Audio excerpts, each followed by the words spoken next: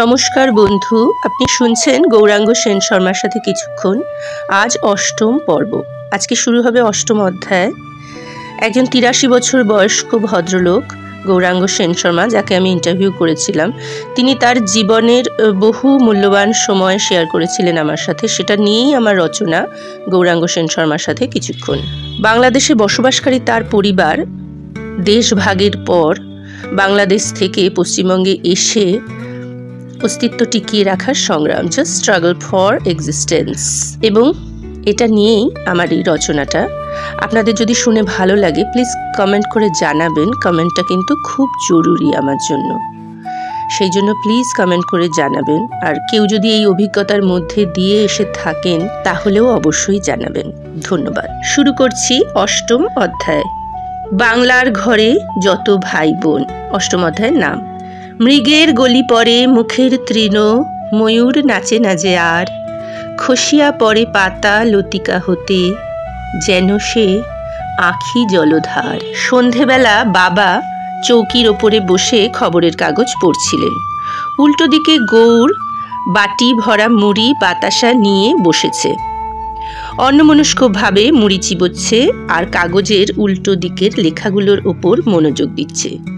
বেশ কিছুদিন হলো কাগজে খবর বলতে একটাই, ভারতবর্ষ স্বাধীন হবে, দেশ ভাগ হয়ে হিন্দুস্তান পাকিস্তান হবে, ধর্ম সম্প্রদায়ের সংখ্যার ভিত্তিতে জেলাগুলি কাঁটাছেঁড়া হবে, হিন্দু প্রধান গ্রামগুলিতে বহু পুরুষের ভিটে মাটি থেকে হিন্দু পরিবারগুলিকে উৎখাত করতে এক কৃত্রিম রায়টের আশ্রয় নিতে হয়েছিল কিছু স্বার্থান্ধ মানুষদের।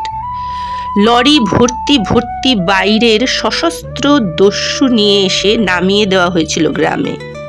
তারা গ্রামকে গ্রাম শ্মশানে পরিণত করেছে। মানুষকে তার নিজের ঘরে সপরিবারে বন্দি করে জীবন্ত পুড়িয়ে মারা হয়েছে।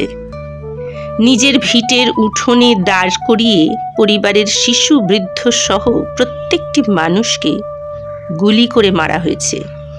মার কোল থেকে শিশু ছিনিয়ে নিয়ে বর্ষায় গেঁথে তোলা হয়েছে। ১৩ বছরের গৌরের মনে এসব দৃশ্য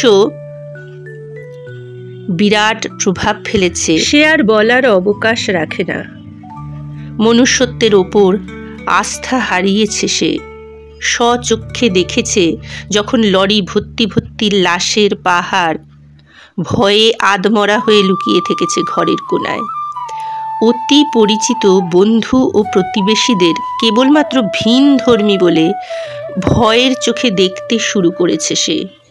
অথচ তাঁরা পাশে দাঁড়িয়ে পরম বন্ধুর মতো বারবার ভরসা দিয়ে গেছেন। সুবেশদা, এই দাঙ্গায় সাধারণ মানুষের কোনো হাত নাই। পাশাপাশি বসবাসকারী সকল মানুষ আমরা জীবন সংগ্রামের সঙ্গী, তাদের মধ্যে কোনো বিরোধ নাই। অবশেষে গৌরের বাবা যখন কলকাতায় চাকুরি বদলি করিয়ে সপরিবারে চলে যাবার সিদ্ধান্ত নিলেন, তখন বাবার বন্ধুরা এসে কেঁদে ফেলে দিলেন। আমাদের উপর একটু বিশ্বাস রাখতে পারলেন না সুবেশদা। Hello viewers, welcome to my channel UB Story and Poetry. Please like, share and subscribe my channel and don't forget to hit the bell icon. Thank you. কাগজ পড়া শেষ করে বাবা গৌরকে কাছে ডাকলেন। আসো বাবা, আমার কাছে আসো, অনেক কথা আছে। এক অজানা আতঙ্কে গৌরের ভ্রুর মাঝে ভাঁজ পড়ল। কাল আমি কলকাতায় গিয়া ওখানকার অফিসে কাজ বুঝা নিব। তোমাদের থাকার একটা ব্যবস্থা কইরা নিয়া চিঠিতে সব জানাবো তোমারে। তুমি সবাইরে নিয়া শিয়ালদা স্টেশনে চলে আসবা, আমি সেখানে থাকবো। কাল থেকে তোমরা একলা থাকবা, সাবধানে থাইকো। তোমাদের জন্য বড় চিন্তায় থাকবো বাবা। 1947 সালের 15ই অগস্ট ভারতবর্ষ স্বাধীন হলো এবং দ্বিখণ্ডিত হলো। সেই ভাঙা ভারতের তথা ভাঙা বাংলার এক পারে বাবা চাকরি করছেন, অন্য পারে সমগ্র পরিবার সহ গৌর। দেশের পরিস্থিতি কিছুমাত্র পরিবর্তন হয়নি। অবশেষে 1948 সালের 24শে অক্টোবর বাবার ডাক এলো। সবাইকে নিয়ে কলকাতায় যেতে হবে গৌরকে। কান্নায় ভেঙে পড়ল গোটা পরিবার। আমরা সবাই জানি জন্মালে মরিতে হবে, অমর কে কোথা কবে। তবু মৃত্যু যখন চরম সত্য হয়ে সামনে এসে দাঁড়ায়, আমরা নিঃস্ব হয়ে যাই। ঠিক সেই রকমই বহুদিন ধরে গৌর ভেবেছে কবে বাবার ডাক পাঠাবেন, কবে এই অভিশপ্ত পুরী থেকে তাদের মুক্তি ঘটবে। অথচ সেই প্রতীক্ষার অবসানে নিজেদের ভিটে মাটি ছেড়ে চলে যাবার যে দিন সত্যি সত্যি ডাক এলো, সকলে অশ্রু সাগরে ভেসে গেল। আগে আরো বহু পরিবার এক এক করে ছেড়ে চলে গেছে। তাদের জড়িয়ে ধরে কেঁদেছে গৌর, গৌরের বোনেরা, মা। আজ তাদের নিজেদের পালা। প্রতিবেশী, বন্ধু, মাসি, পিসি সকলকে আলিঙ্গন করে চোখের জলে বুক ভাসিয়ে উষ্ণ বিদায় সম্ভাষণ। আর কোনো দিনও কি দেখা হবে? আর কোনো দিনও কি হবে সুখ দুঃখের আদান প্রদান? আর গৌর নিজের বাড়ি, ঘর, আসবাব, উঠোন, শহর, প্রতিবেশী, বন্ধু, স্কুল, মাস্টার মশাই, পথ ঘাট, নদী, নদীর ঘাট, সবাইকে বিদায় জানাতে পাগলের মতো ছুটে চলল এ প্রান্ত থেকে ও প্রান্ত।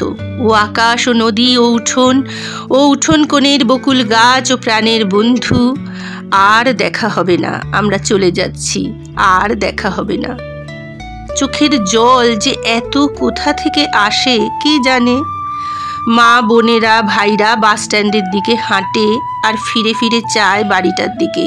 গৌর চলেছে সবার আগে আগে, সঙ্গে গরিবের সংসারের অতি প্রয়োজনীয় জিনিসের হাজারটা বোঝকা। 15 বছরের বুকটায় তার আষাঢ়ের ভরা নদীর কান্না গুমড়ে গুমড়ে উঠছে, কিন্তু চোখের কোণ সে ভিজতে দেবে না।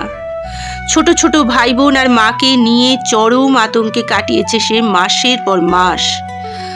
আজ অন্তত এমন একটা জায়গায় তারা যাবে যেখানে কেউ তাদের জীবন্ত পুড়িয়ে মারবে না, শুধুমাত্র সেটা তাদের দেশ না বলে। মালপত্র সহ বাসস্ট্যান্ডে এসে দাঁড়াতে না দাঁড়াতেই দেখে প্রাণেশ কাকা এগিয়ে আসছেন তাদের দিকে। ও তোরা সইলা যাস?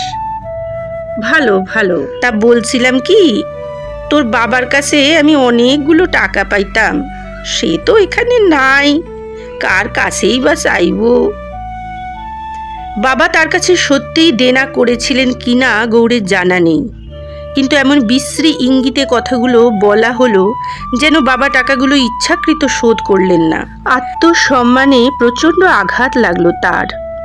বলল, কাকা, টাকা পয়সা তো কিছু সঙ্গে নাই, কেবল পথ খরচাটুকু আছে। বাবার এই ঘড়িটা যদি এতে হয়। সঙ্গে সঙ্গে ছো মেরে হাত থেকে নিয়ে বললেন, ঠিক আছে ঠিক আছে, দেখি কত দাম পাওয়া যায়। কাকা চলে গেলেন।